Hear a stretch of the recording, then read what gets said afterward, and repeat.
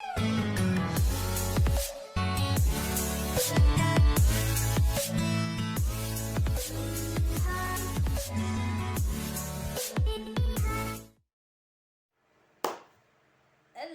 good day, and welcome once again to my channel. Yes, in this video I'll be talking about pregnancy and childbearing. Yes, motherhood, pregnancy, and childbearing. And okay, the topic for today's discussion or today's sharing is the female external genitalia. The female external genitalia. Why did I think I should share this as a midwife? What is it I want to give back to the society? I've discovered that most of us that are not in the health sector, that are not in the health area, don't even know how a normal external female genitalia should look like. And some people feel that it is the same place where they urinate from, that's the same place where they menstruate from. Some people even feel that I think it's the same place as where I poo from. So because of this, I want to use this opportunity to share with you. And then we have discovered that some newlyweds are out there that they actually make these mistakes. There are some people that have not been exposed to sexual intercourse before marriage, and this does not mean that you have to. This does not mean that you have to expose yourself to sexual intercourse before marriage. It is not a go ahead. But what you need to know is what you need to know, so that you will not have stories that touch the heart. Yes, stories that touch. Yours will not be a part of it. We have heard of people that make a lot of mistakes. We have heard of newlyweds that have sexual intercourse and the man is kept on going into the anus instead of going into the vagina. Ignorance is ignorance, but there's no excuse for ignorance. Actually, there's no excuse for it. You cannot say, oh, I did not know, so why? Oh, I did not know, so why? You should actually, oh God, how come I did not know such thing? Then do your best to learn. Open up your mind to learn, and then make sure that that same experience does not meet you the same way left you. You ensure that you have learned something.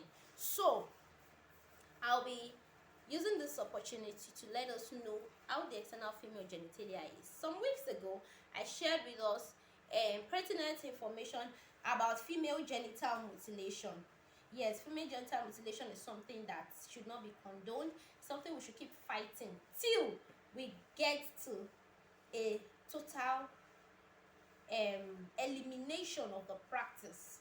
FGM is not something that should still be in existence in this age and time. It shouldn't be in existence now. It's an infringement on the rights of a girl child, on the rights of a woman. So I'll just be explaining with this little book I have here. I did not pick something heavy so that I'll be able to handle it properly. So now, as a woman, if you look at yourself, or as a man, if you look at your wife, this is what you are supposed to see. There are some people that shave, so if they shave, it may not be so obvious. If you shave your pubic area, I'm going to be drawing up from the pubic area. Yes. So this is supposed to be the thighs. I don't know if you can see this. Oh God, this is not showing at all. This is supposed to be the thighs of the woman. Really? Okay. This is supposed to be the thighs of the woman. Okay, I think you can now see it, right? This is supposed to be the thighs. If the woman is lying down and her feet is flexed, when I mean by flex, you bend your knees up, bend your two knees up, then you'll be able to put a mirror in front of you, a big mirror in front of you, and check what your vagina looks like. If you're newly married and you want to get pregnant, definitely that means that you deliver that baby, you will definitely deliver that baby. So you should know how your external genitalia looks like, where your baby will be coming out from. So now at this upper part, is where air grows. The air you usually shave. This is where air grows. So from there you have a prepuce. The prepuce, that is something that is like a hood, a fleshy hood covering your clitoris. The clitoris is just underneath and the clitoris is reddish. This clitoris is reddish. It's partly covered by the hood, the prepuce. It's partly covered by this hood, like a shade over it. So this is the prepuce. So now you now have the urethral orifice. That is a tiny hole where urine comes out from. So after the urethral orifice is smaller, tinier. This is where urine comes out from. This one is the clitoris, what is usually cut off. This is for sexual excitement. So if you have female genital mutilation done, this clitoris is normally cut off alongside with this prepuce. That is in the first stage. There are about 4 levels of female genital mutilation. The first level has to do with removal of the clitoris and the prepuce. You understand? So this is where your urine comes out from.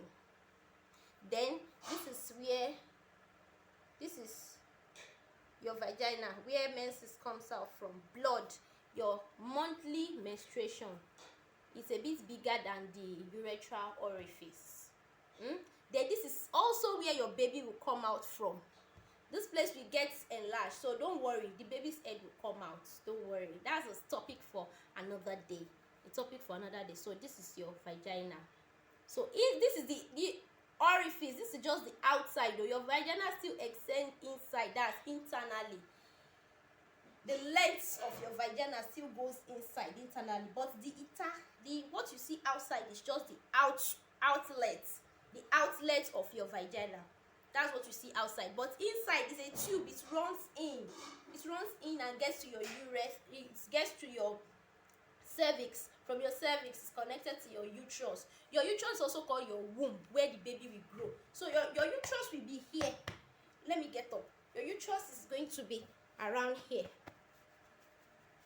Your uterus will be here, but it's usually inside your pelvis. It grows out from inside your pelvis and looks as if it has covered up the whole of your abdomen when it gets really big, but actually it is right inside your pelvis. So this place I'm touching is where air grows. So when you go down below, you will see where the clitoris is.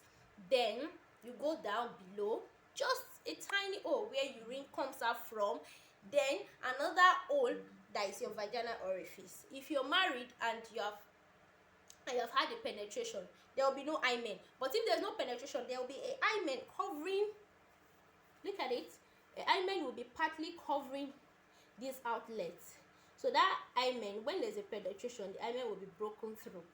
But the hymen partly covers the outlet of the vagina. That will not stop blood from running out when you're having your monthly menses. So after this is now, you now have the anus.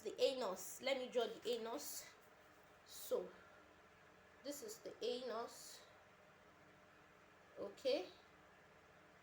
So between this is the anus. This one I just drew now. It's your anus. This is where poo comes out from. So it's normally closed up. It's normally closed up somehow. So when the poo wants to come out, it will elasticate and poo will come out and it will cover up back. But it will be like as if rubber is trying to cover. That's how it looks. So after the anus, you now have the continuation of your thighs. Continuation of your thighs. So that's it. I hope you can see. So there are some people that after delivery, when the baby comes out from this place, this vagina, when the baby comes out here, if the baby's head is too big or one reason or the other causes the vagina to tear, sometimes you have tears. So the tear means that the vagina expanded for the head of the baby to come out, but still it needed more space. So to prevent you from having tears, the midwife may give you a cut. The person taking your delivery, the midwife, may give you a cut, and the cut is supposed to, there are 3 different kinds of cuts. One might come this way, or this way. You may be cut this way or this way. You're not supposed to really be cut this way. There are some disadvantages for being cut downwards this way. But if you are cut this way, some people are cut bilaterally in both ways, this way and that way, because the head of baby is very big. While in most cases you're only cut on one side, just one side, enough for the baby's head to come out. Now if you are not cut, or if you beg not to be cut, or you came in when your baby's head was already about to jabber, like I would say, the baby's head is already head on perineum. This is your perineum. This is your perineum. So this place is your perineum. It's your perineum. You just said, okay, head on P. That means your head is already on your perineum. The head of the baby is already on. That's people that come in when the baby's head is about to come out. They'll say, she came in head on perineum. That is a late, very, very late time to go and deliver. So when you fall into labor, you're supposed to present immediately you start feeling the pain. Now, if you start feeling the pain or whatever sign it is you feel, if you are checked, if a vaginal examination is done, the nurse puts 2 fingers, just these 2 fingers, if she puts it into this vagina and then tries to go inside your cervix, she goes in. There is a distance like 4 cm distance between your vaginal orifice outside and your cervix. So if she goes in, she tries to see if your cervix has opened. So if these 2 fingers can enter into the cervix, you're already 2 cm dilated. So that's story for another day. I just wanted to know that this is where they usually put their hand into. And for people that used to do all kinds of things in their vagina and put all kinds of things there, this is where you are putting it. So, and you can cause a lot of infections for yourself, because infections usually ascend from here up to your cervix, to your uterus, up to your fallopian tubes, up to your ovaries that produce your eggs. The eggs that meets with that the sperm of a man meets with and becomes a child and becomes human being. So if you are not cut, that means you have a tear, and likely you may have a tear that may come down to your anus. If you have a tear that comes down to the anus, that is a big risk. It's a big risk. I don't want to go into so much details so that this video will not get too long. There are a lot of complications associated with these complications that may be so bad that you may not be able to, your poo-pooing may not remain the same again. That is after the healing process has taken place. This is not to scare you, but to let you know that you should expose yourself to enough information, enough education. Ignorance does not take anybody anywhere. It doesn't take anybody far. The best thing is to be enlightened so that you'll be able to make the right choices.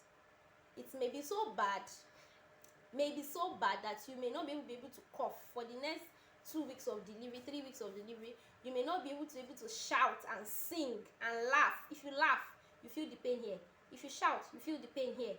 And the pain is not normal in Nigeria, such that you have to use a lot of analgesics every day, morning, afternoon, and night, to keep your body and soul together. Coupled with the fact that you have to sit down and breastfeed your baby, establish bonding and latching and breastfeeding processes with your baby, you know that you have a lot to go through. So there is nothing wrong with knowing these parts of your body, and then when you cooperate with everything that you're asked to do when you get to the labor room. So I would love to stop this video here. There's a lot I have to say, but at least I've passed across the message. So get a mirror and check your body and get intimate with your body. Know how your vagina, your vulva looks like. There is usually air on both sides. So I've not completed it. Outside this, you have the inner lips, what we call the Labia Majora. The Labia Minora, that's the lesser lips. the labia minora. Let me draw it properly. You have the labia minora, that's the lesser, it's called lesser lips. Then you have the labia majora. You see it's big lips like this. So these big lips outside are your labia majora, that's your bigger, greater lips. Then you have the lesser lips covering up, they'll cover up partly your urethral orifice, cover up partly your vaginal orifice, and your, it doesn't usually get to the, it ends before the anus, it doesn't get to the anus. So let me draw it properly. It ends before the anus will be down. That's your lesser lips and your greater lips will not get to the anus, so they stop just below the vagina. So then there will be a space. This is the space that's normally cut. You understand? When you come to deliver, there's usually a space between the vagina and the anus. The anus is more posterior towards the back, such that if you are washing your bum bum, is the anus you will touch first from the back. So if you advance forward, you will now enter into your vagina. So that's how we roll here. I hope you understand. So get a mirror, pat your bigger lips and pat the lesser lips. Then you now see your vagina, your urethral orifice, and then your clitoris will be up here. So that's it. Then these are your thighs. This is your bum, the lower part of your bum. This is lower part of your bum. So, and then this is your pubic hair up here. It's called the mons pubis. So right here. So I believe we can understand this, and it's more straightforward. Please, if you have any questions, please drop them in the comments section. So this is all about the external female genitalia. Thank you. I would love you to share this video with other females. Share this video on the groups where you are. And then, please, importantly, subscribe. If you don't subscribe, you will not get to know about, you will not get to know when I drop other videos that may be beneficial to you. You may just be looking, oh, data. See, don't let data to go by you. Don't let data be your undoing. Knowledge cannot be paid for. You cannot say that this is the value of knowledge, because one information can change your life. It can completely mess you up, and one information can undo that messing up. If only God lets us to know the other side of the actions we don't take. Like when you decide not to take a particular action, the thing that would have happened if you didn't take that action. May we not see those things. So knowledge is life. Do everything possible. Don't overcurate on data. 100 naira data, 200 naira data can change your life if you decide to give attention to what you should give attention to. So please, aside from subscribing, please put on your notification bell, so that, yes, click on the notification bell, so that subsequent times you would get notified when I drop another video. Thank you for staying this long with me. Yeah.